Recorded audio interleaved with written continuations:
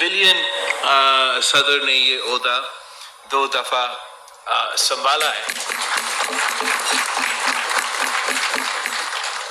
پچھلی بار جب صدر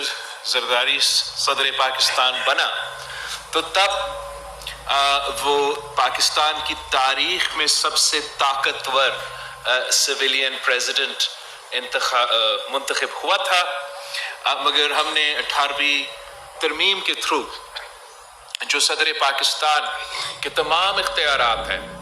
وہ وزیر اعظم کو اور پارلیمان کو ڈیوالو کیا تھا، اور یہ پاکستان کی جمہوری جدوجہد میں ایک بہت بڑا کامیابی تھا. ساتھ ساتھ ہم نے وہ جو 58(2)(b) کا صدر پاکستان کا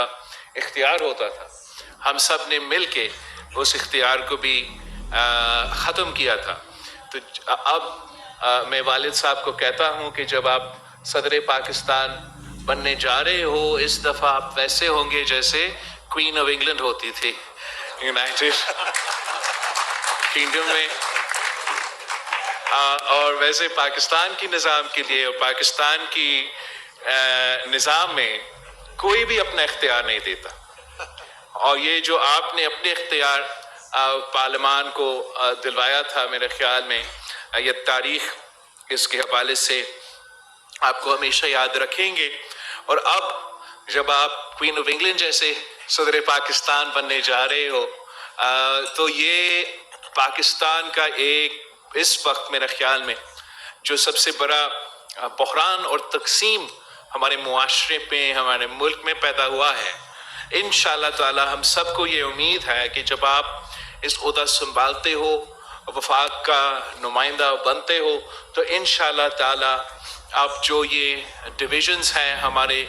معاشرے میں، ہمارے سیاست میں، ماضی میں جیسے آپ نے تمام سیاسی اور سٹیک ہولڈرز کے ساتھ انگیج کر کے ایک کنسنسس بنا کے پاکستان کی جمہوریت کو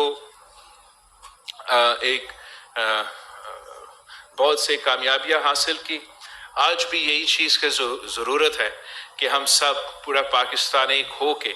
جو تمام مسائل ہے، جو معاشی مسائل ہے، جو بیرون ملک ہمارے خطرات ہیں، ان تمام مسائل کو مل کے انشاءاللہ تعالی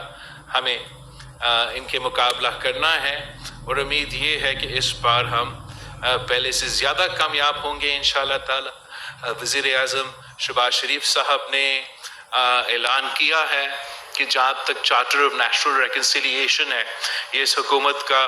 آنے والے حکومت کا بہت بڑا پرائیورٹی ہوگا. ویسی معیشت پرائیورٹی ہوگا، اور ساتھ ساتھ انشاءاللہ تعالی جو ہم نے جوڈیشل ریفارمز اور الیکٹورل ریفارمز کروانا ہے، وہ جو ہمارا چارٹر آف ڈیموکریسی کا نامکمل مشن تھا جہاں تک جوڈیشل ریفارمز کے حوالے سے ہے، انشاءاللہ تعالی وہ بھی ہم مل کے مکمل کریں گے. میں